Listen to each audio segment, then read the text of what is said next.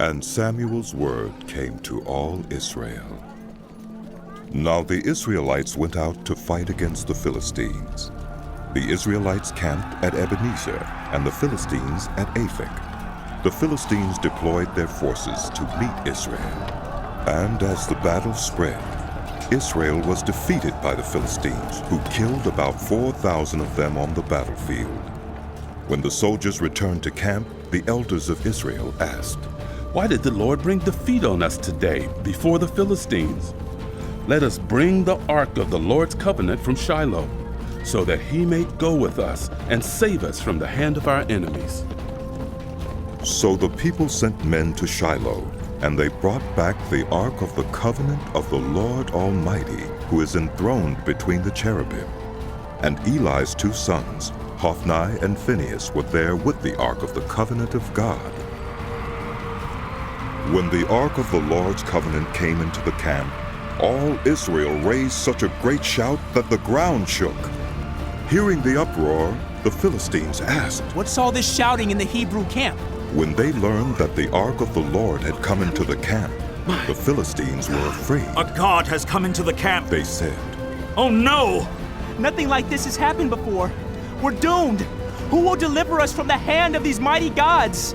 They are the gods who struck the Egyptians with all kinds of plagues in the wilderness." Be strong, Philistines. Be men, or you will be subject to the Hebrews as they have been to you. Be men and fight. So the Philistines fought, and the Israelites were defeated, and every man fled to his tent.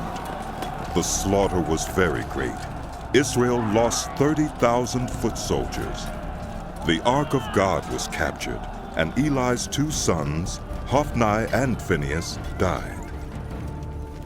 That same day, a Benjamite ran from the battle line and went to Shiloh with his clothes torn and dust on his head.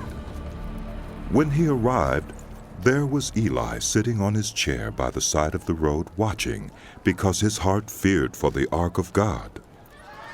When the man entered the town and told what had happened, the whole town sent up a cry. Eli heard the outcry and asked, "What is the meaning of this uproar?"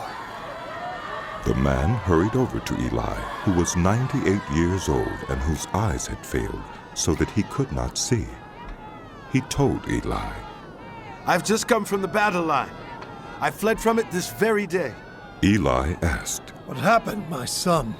The man who brought the news replied, "Israel fled before the Philistines, and the army has suffered heavy losses.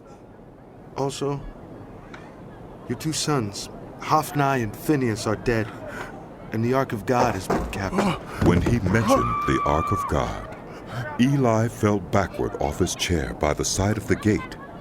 His neck was broken, and he died, for he was an old man, and he was heavy. He had led Israel 40 years. His daughter-in-law, the wife of Phinehas, was pregnant and near the time of delivery. When she heard the news that the ark of God had been captured and that her father-in-law and her husband were dead, she went into labor and gave birth, but was overcome by her labor pains. As she was dying, the women attending her said, "Don't despair. You have given birth to a son." But she did not respond or pay any attention. She named the boy Ichabod, saying, "The glory has departed from Israel." Because of the capture of the ark of God and the deaths of her father-in-law and her husband, she said, "The glory has departed from Israel, for the ark of God has been captured."